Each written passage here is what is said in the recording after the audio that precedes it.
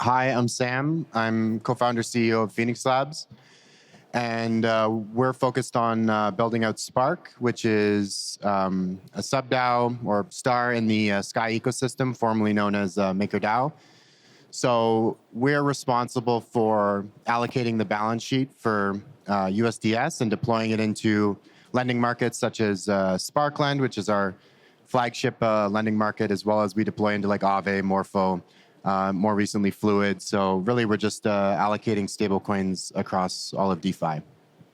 All right, given the title of the Fireside, can you give us a quick refresher on the three sources of yield?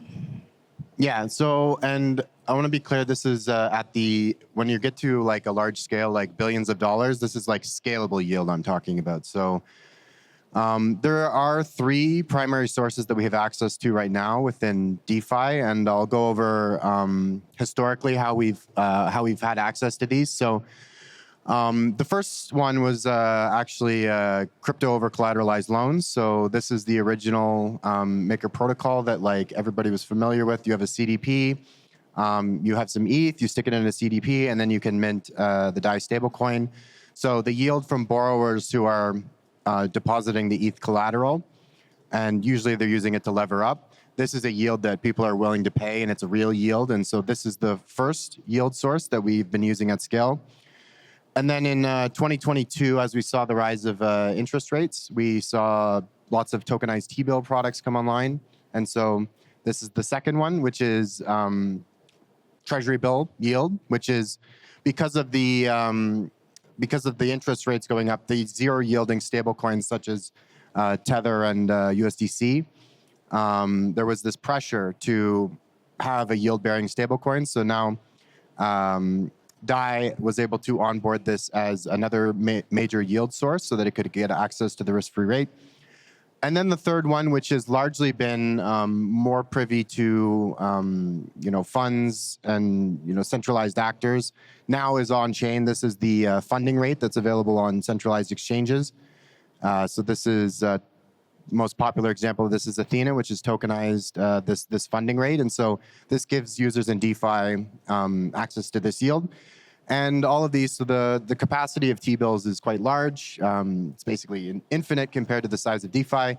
And the crypto over collateralized loans and the funding rates have the scale about tens of billions of dollars.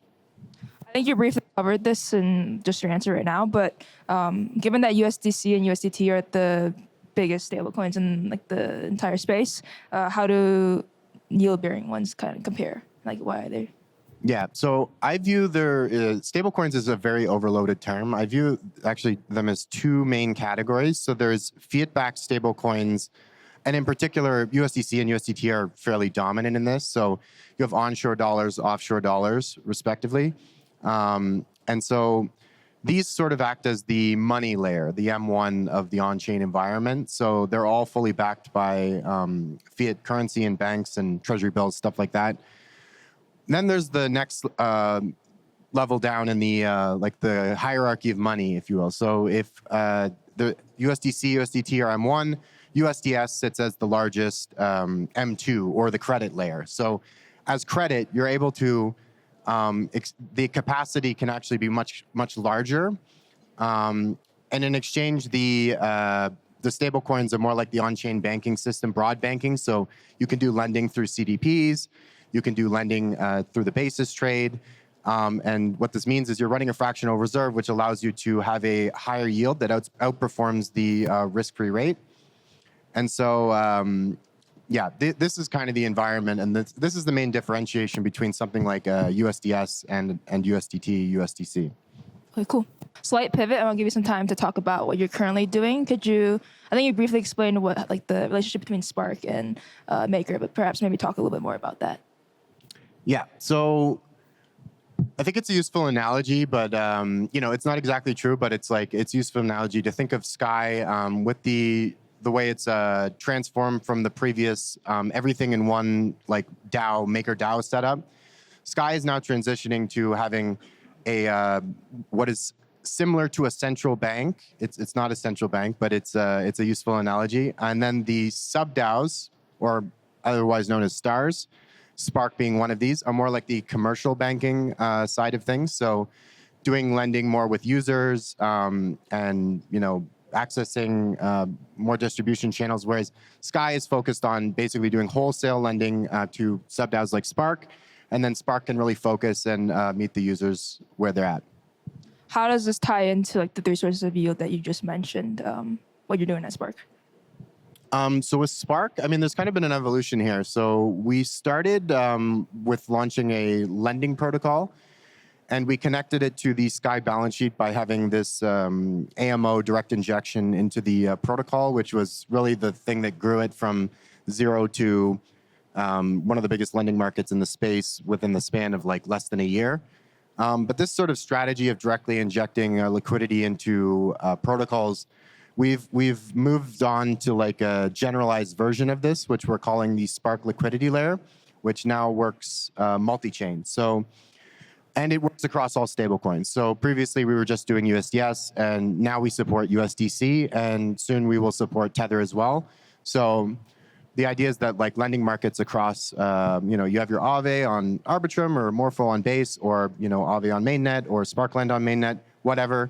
The idea is that we will just do direct liquidity injection into each of these protocols so that users can get the best borrow rates possible on whatever application they choose to use. So I think the best way to think about this is that to within the capacity of the Sky balance sheet, which is quite large, we're able to solve US dollar liquidity fragmentation within all of DeFi, essentially, every chain that's supported. And so right now we're on Ethereum, we're on Base, we'll be launching on Arbitrum soon. We have Solana. And so, this is really just the idea is to remove the friction that comes with liquidity fragmentation with this multi-chain world that we're living in right now. And on the other side is so this is the borrowing side. So we inject liquidity into other lending markets.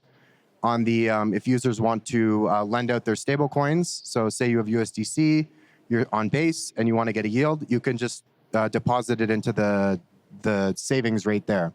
This is available on the Spark app. So yeah, it's really just like a no-brainer way to get access to the aggregated yield across all of DeFi, CeFi, and TradFi. Perfect. We have 2 minutes left. I want to end it on a somewhat positive note. I know crypto's been kind of going wild, especially every Friday there's something new that happens. Last Friday there was a large hack, one of the largest crypto hacks ever. Bybit lost approximately $1.5 billion to the pesky North Koreans. But previous cycles, this exploit would have caused major cascades in DeFi, like just tons of other hacks going on. I guess what has changed this cycle? Like, why didn't that happen? I mean, so much. Like last cycle was just craziness. Like there was Terra Luna. Like these things by design were just complete nonsense. Now we actually have like sane constructs. So the exchange hack is one in particular that's like an event that while we don't like it to happen, it's something that plausibly will happen. And so having the risk controls in place that we haven't seen in the past, such as a segregated custody of funds, is super important. I think this is a point of resilience that I think was not there last cycle. Like, everybody's just throwing money around, and it was like, of course, the whole thing was going to explode. So having it just demonstrates the importance of having proper risk controls. So I think the Bybit hack was a very good test run of showing that the resilience of these modern systems that have been built. I think DeFi is much more stronger these days. Awesome. And then what are you looking forward to in 2025? 2025. Yeah, I think just like really getting this system online. I think like our Spark liquidity layer, so the automation and like really having the UX just get a lot better for people in DeFi. I think UX is still like such a big problem in DeFi, and this is like all across the stack, like wallets, applications, liquidity management, this kind of stuff. So for the portion that we are responsible for, I'm very excited to solve this issue in practice. And then the others, there's very smart people working on all the others, and really having people using non-custodial DeFi by default is just going to make the world a much safer place financially and improve people's lives. Awesome. Thank you. We're out of time. Questions, anyone? Raise your hand. But if not, we'll move on to the next panel.